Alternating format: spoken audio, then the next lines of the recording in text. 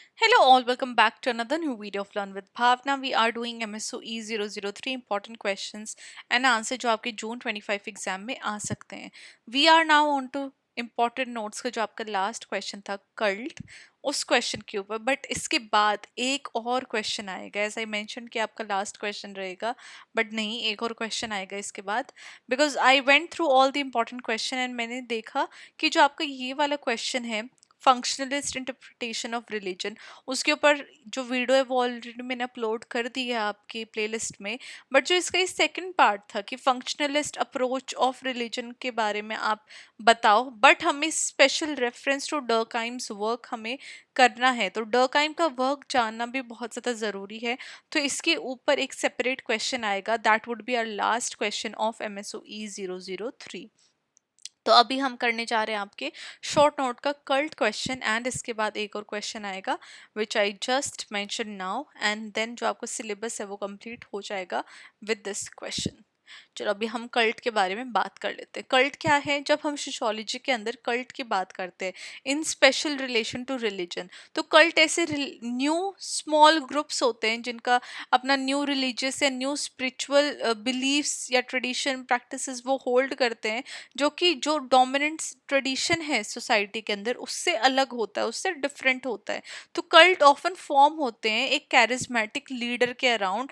जो charismatic leader वो होता है जिसकी भी अपनी एक विचारधारा सोच है, जिसके पास पावर है कि वो और लोगों को भी अपने साथ जोड़ सकता है. एंड वो किसी भी एक रिलीजियस इंस्टीट्यूशन जो ऑलरेडी एस्टैब्लिश्ड है उसका पार्ट नहीं होते. उससे अलग जो उनकी सोच है, उनसे अलग उनकी अपनी विचारधारा होती है. Religious notions, religious thought process उनकी अलग होती है as compare to the whole society. अब ये टर्म है ये सिंपली कुछ भी नेगेटिव की बात नहीं करता है, लेकिन ये बात कॉमन यूज में लेके आ रहा है कि कैसे जो सेंस ऑफ सेंसरी है, मैनिपुलेशन या फिर एक्सट्रिसिज्म है, वो देखने को मिलता है. हावेवर जो सोशियोलॉजिस्ट हैं वो कल्ट को ऑब्जेक्टिवली स्टडी करने की कोशिश करते हैं without passing any moral judgement. अब सोशियोलॉजिस्ट का काम सिर्फ उनको स्टडी करना है. सोशियोलॉजिस्ट ये नहीं कहेंगे दैट दिस इज राइट और रॉन्ग. तो this is not how sociology work. Sociology में सिर्फ what they see is what they tell. तो वहाँ पे उनका जो कुछ भी ये होता है ना, उनके जो नोशंस होते हैं, उनकी जो विचार धारणाएं होते हैं वो पास करनी नहीं होती है. तो यहाँ पे भी हम ये इस आंसर में ये नहीं बात करेंगे कि कल्ट सही होते या गलत होते. We will just study about them in this answer. तो फीचर्स क्या होते हैं कल्ट के? First of all charismatic leadership होती है. मोस्ट जो कल्ट्स होते हैं वो रिवॉल्व करते हैं एक सेंट्रल लीडर के अराउंड, जिसको कि एक डिवाइनली इंस्पायर्ड देखा जाता है, यूनिकली एनलाइटेंड या फिर स्पिरिचुअली पावरफुल तरीके से देखा जाता है.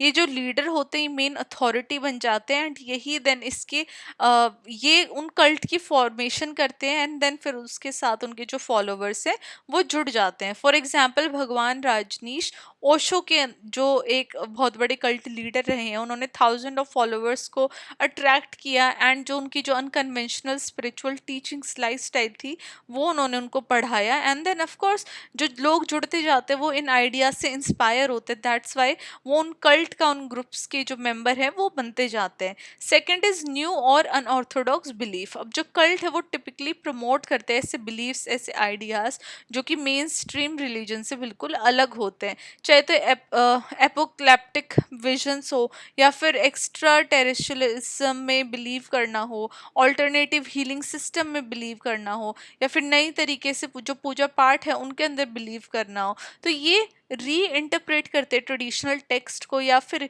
अपने जो न्यू स्क्रिप्चर्स हैं, न्यू टेक्स्ट हैं, उनको क्रिएट करते हैं. Third is tight net community. अब जो कल्ट मेंबर है वो एक साथ रहते हैं, जो अपना ज़्यादातर टाइम है वो एक साथ स्पेंड करते हैं एक दूसरे की कंपनी में. तो इनका जो क्लोज इमोशनल बॉन्ड्स हैं इन कल्ट कम्युनिटी मेंबर्स के अंदर वो हमें देखने को मिलता है. तो जो इंटेंस ग्रुप डायनामिक है, ये जो इंटेंस इमोशंस है एक दूसरे के साथ जो ये जुड़ जाते हैं, कहीं ना कहीं इन ग्रुप के साथ जो लॉयल्टी है और भी ज़्यादा स्ट्रॉन्ग कर देते हैं. लोगों का अब वो जो कल्ट की जो आइडियोलॉजी है वही उनको सब कुछ सही, करेक्ट, सब कुछ लगने लग जाते हैं, जिसकी वजह से उस इंडिविजुअल के लिए, उस पर्सन के लिए जो उस कल्ट का मेंबर होता है, और भी ज़्यादा मुश्किल हो जाता है अगर उसको कुछ भी गलत लगता है तो उसको भी क्वेश्चन करना. Fourth is social isolation and control. तो काफ़ी सारे जो कल्ट है वो इनकरेज करते हैं अपने मेंबर्स को कि वो आउटसाइड जो ग्रुप्स हैं, जो आउटसाइड इंस्टीट्यूशन है, उनके साथ अपने रिश्ते तोड़ दे, वेदर दैट इज फ्रेंड्स या फिर फैमिली, एंड वो सिर्फ उस कल्ट के साथ ही जुड़े रहे। तो कहीं ना कहीं जो आइसोलेशन है, ये जो अपने आप को अलग कर लेते हैं और अपनी फ्रेंड्स के साथ, फैमिलीज के साथ, सोसाइटी से जो अपने आप को अलग कर लेते हैं, कहीं ना कहीं ये अलग इसलिए भी किया जाता है ताकि वो जो लीडर है वो इनके ऊपर पूरा अपना कंट्रोल बनाए रखे, इन मेंबर्स के ऊपर, उनकी सोच के ऊपर, उनके बिहेवियर के ऊपर। तो यहाँ पे डिफरेंट जो टेक्निक्स है वो कल्ट के अंदर यूज की जाती है, गिल्ट की, फियर की, लव बॉम्बिंग की, जो कि ज्यादा से ज्यादा उनको प्यार देना, उनको अफेक्शन देनी, जिस चीज कि वो भूखे थे वो सारी चीजें उनको प्रोवाइड करनी। तो इस तरीके की डिफरेंट टेक्निक्स को भी यूज किया जाता है उनको अलग करके सोसाइटी से, देन उनके ऊपर अब पूरा अपना कंट्रोल लेके आना। ना सोशोलॉजिकल अंडरस्टैंडिंग से अगर हम कल्ट को जानने की कोशिश करते हैं, समझने की कोशिश करते हैं, तो सोशोलॉजिस्ट ब्रायन विल्सन और रॉय वेलिस ने क्लासिफाई किया है कल्ट को एक type of new religious movement NRM से, जहाँ की वॉलिस इन पर्टिकुलर कैटेगराइज करते हैं NRM को 3 टाइप्स में, जहाँ पे वो वर्ल्ड को रिजेक्ट कर देते हैं, फिर वो जो नया वर्ल्ड बना है उसके साथ अपने आप को जोड़ने की कोशिश करते हैं, एंड देन वर्ल्ड अफर्मिंग, मतलब कि उसी के साथ वो जुड़ जाते हैं। अब जो कल्ट है वो यूजुअली वर्ल्ड अफर्मिंग और वर्ल्ड रिजेक्टिंग ग्रुप के अंदर आ जाता है, जहाँ पे डिपेंड करता है कि कैसे वो अपने आप को मेन स्ट्रीम सोसाइटी से रिलेट करते हैं। अब जो कल्ट है वो ऐसे टाइम पे आते हैं जब सोसाइटी में कुछ ना कुछ अनसर्टेनिटी होती है, या फिर कुछ लोगों के अंदर अपने ही कुछ क्राइसिस चल रहे होते हैं, फिर कल्चरल चेंजेस हमें देखने को मिलते हैं। तो लोग ज़्यादातर कल्ट इसलिए ज्वाइन करते हैं बिकॉज उनको सोसाइटी से अलग फील होता है, या फिर वो डिल्यूशनल हो जाते हैं मेन स्ट्रीम रिलीजन के साथ, या फिर वो एक डीपर सेंस ऑफ मीनिंग या एक डीपर सेंस ऑफ कनेक्शन जो है वो महसूस करना चाहते हैं। तो वहाँ से जो कल्ट्स हैं, ये जो स्मॉल ग्रुप्स हैं जो बिल्कुल सोसाइटी से अलग होते हैं, वो एमर्ज होते हुए, निकलते हुए हमें देखने को मिलते हैं। Now what is the difference between cult and religion? तो जब हम रिलीजन की बात करते हैं तो रिलीजन का अपना एक इंस्टीट्यूशन होता है, एक फॉर्मल डॉक्ट्राइन होता है, सोशली एक्सेप्टेड होते हैं रिलीजन। लेकिन वहीं पे जो कल्ट होते हैं वो यूजुअली फ्रिंजेस पे होते हैं, मतलब कि वो इसके बिल्कुल ऑपोजिट होते हैं। हावेवर जो काफ़ी सारे रिलीजन है, क्रिश्चियनिटी, बुद्धिज्म, इस्लाम, इनमें भी स्मॉल कल्ट लाइक ग्रुप्स भी बनने लग गए थे before gaining followers and societal recognition. मतलब कि हर एक जो रिलीजन है वो हमेशा से इतना बड़ा नहीं है, specially when we talk about Christianity, Buddhism या फिर इस्लाम। ये पहले स्मॉल स्मॉल कल्ट की तरह ही आए थे, स्मॉल स्मॉल ग्रुप्स ही इनके अंदर बने थे जिनकी अपनी अलग सोच थी। देन लेटर ऑन ये इतने बड़े बड़े रिलीजन आज के टाइम पे हमें देखने को मिलते हैं। नाउ एग्जाम्पल्स के तौर पे हेवेंस गेट एक यूएस बेस्ड कल्ट था जिसके मेंबर बिलीव करते थे एलियंस के अंदर, और उन्होंने मास सुसाइड कमिट किया था 1997 में।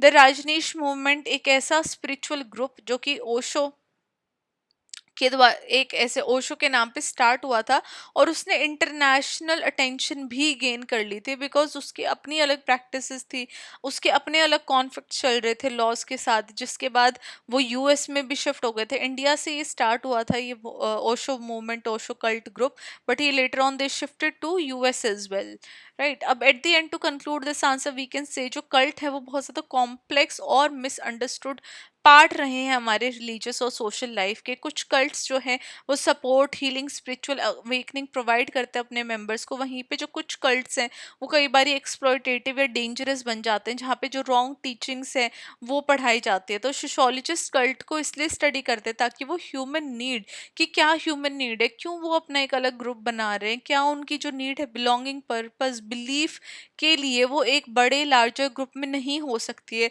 स्पेशली सोशल स्ट्रेस के टाइम पे। तो जब हम कल्ट्स को समझने की कोशिश करते हैं तो हमें क्रिटिकल रहना पड़ता है, येट हमें एम्पैथेटिकल भी रहना पड़ेगा, ताकि हम उनकी जो अंडरस्टैंडिंग है, जो उनकी सोच है, उसको समझ सके, ताकि हम ये अंडरस्टैंड कर सके कि एक जो ऑल्टरनेटिव ये जो ग्रुप बना रहे हैं ये इन्होंने क्यों बनाया है, क्या ये वर्ल्ड को किस तरी नज़रिए से देख रहे हैं, ये मॉडर्न सोसाइटी में जो कल्ट बन रहे हैं, ये जो न्यू ग्रुप्स फॉर्म हो रहे हैं, ये अपने आप को कैसे जिंदा रख रहे हैं, क्या इनकी थिंकिंग का तरीका है, या फिर क्या ये अपने आप को इस ग्रुप से स्मॉलर ग्रुप से क्यों जोड़ के देख रहे हैं। तो sociology is all about that, जहाँ पे we study about why these particular things are happening, and उस पे राइट रॉन्ग का जो लेबल है वो ना लगाएं। तो ये हमारा आंसर था कल्ट के ऊपर। आई होप आप लोगों को ये क्वेश्चन समझ में आया होगा। इसके बाद एक और क्वेश्चन रहेगा हमारा, जो कि डर्कहाइम का हम व्यू पॉइंट जानेंगे रिलीजन के ऊपर, एंड उसके बाद जो हमारे MSOE 003 है उसका जो सिलेबस है वो ये जून 25 एग्जाम मेरे एंड से एंड हो जाएगा। तो अगर आपने इंपॉर्टेंट टिप्स वाली वीडियो नहीं देखी, आप वो भी देख सकते हैं। हाँ, मैं आपका उसका लिंक डाल दूंगी डिस्क्रिप्शन बॉक्स में as well as I button में। प्लीज़ वो वीडियो देखिए, that will help you really lot. आपको समझ में आएगा कि आपको किस तरीके से आंसर राइटिंग करनी है अपने एग्जाम में। इसी के साथ ये वीडियो मैं एंड करती हूँ यहाँ पे। I will see you in the next video and the last video of MSOE 003। Till then, bye bye, all the very best.